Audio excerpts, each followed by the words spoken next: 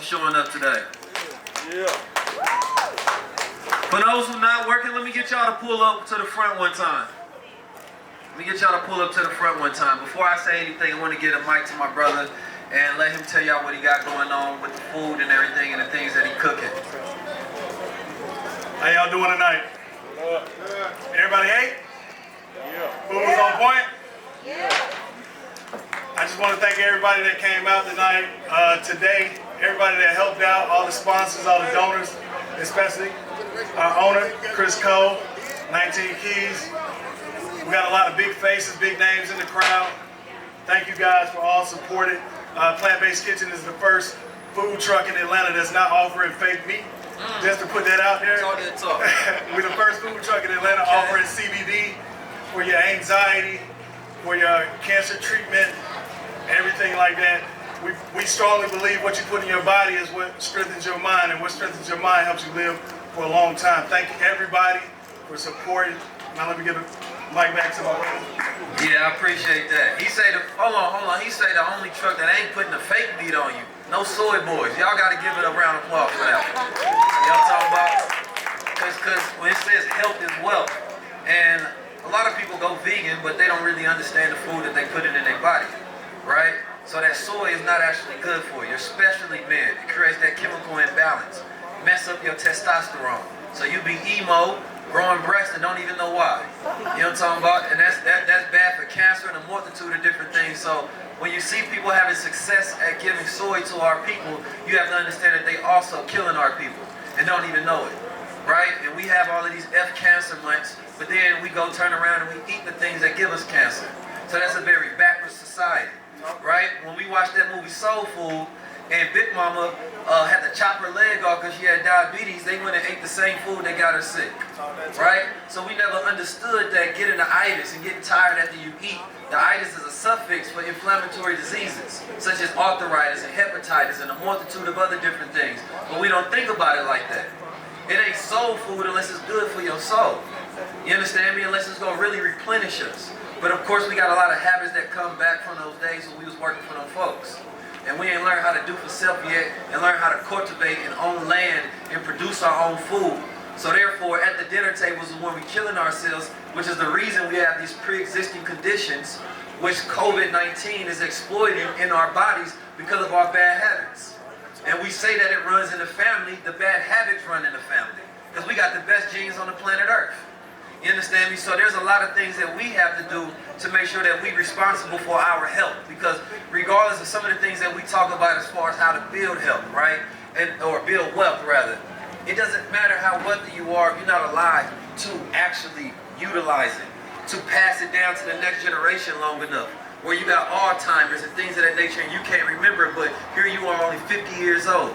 So a lot of us are not going to really take that opportunity and press reset on our lives. A lot of us go hear it, become aware of it, become conscious of it, but are you going to enlighten yourself to where the things that you're conscious of, you actually produce a change, right? Some of our children have to suffer because of our ignorance. They're overweight, and we keep thinking about overweight or plus size and things of that nature, but nobody talks about obesity, which is a disease, which is destroying our community. So we ain't able to think clearly. We don't have them higher conscious thoughts to where we tapped in, you understand me, and we reimagining our world. No, we gotta continuously wait for somebody else to supply us. All of the hoods across America are food deserts. They don't have access to nutrient available foods. So when we think about solving our problems, that's where we should start first. We have to vote for self and say, wait a minute, if we can go campaign for Biden, and campaign against Donald Trump across the country, and then brag about how we changed all of the states, well, can't we do the same thing when it comes to food deserts? Can't we put the same budget behind it and start actually producing change and solutions? Or do we need to put all the money in campaigning for people and then ask them to make the change? See, I'm the type of person that like to go straight to the solutions. Find out the problem, get the budget, execute. Right? But that becomes when we start taking responsibilities for ourselves and create them social contracts to where we can govern ourselves and have freedom, justice, and equality. There's two main things that I'm working on right now, focus on. One of them is the Black Standard. The Black Standard is creating a system of accountability for those who consider themselves to be black men and women. And every male is not a man. And every female is not a woman. You have to work to build up to those characteristics, those traits, those virtues.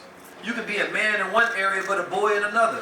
You could be a man at getting money, but a boy at handling your finances.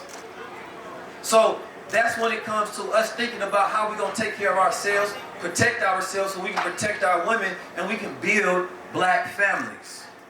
Give a round of applause for black families, number one. Yeah. Let me get more energy for black families. Yeah. Because there's a lot of money in Atlanta and in Georgia, but without a family, you can't pass it down.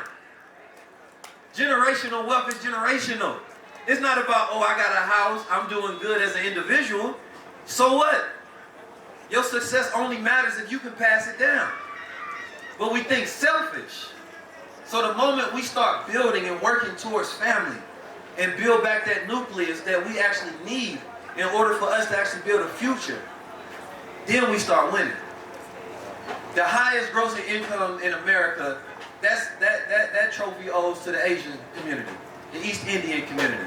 The richest family in America, that's owed to the white community, right? The minority with the most billionaires, that's owned by the Jewish community, right? The people who gross the most money, invest none of the money and put it in every other community but ours, that's owned to our community. So we don't have standards towards building wealth. Most people don't know the two main things towards building wealth, and I'm going to let Chris Cole break that one down. But when it comes to a checklist to say, you know what, I'm handling my affairs as a man and woman in America. Why? Because I got real estate. I own land. Right? Why? Because I got a will to where I can pass down that land. Right? Southern land, they said it was reported 3.5 million acres of land was lost because black landowners didn't have wills. Didn't pass it down. So it went to the estate or it went to the auction and then somebody bought it up.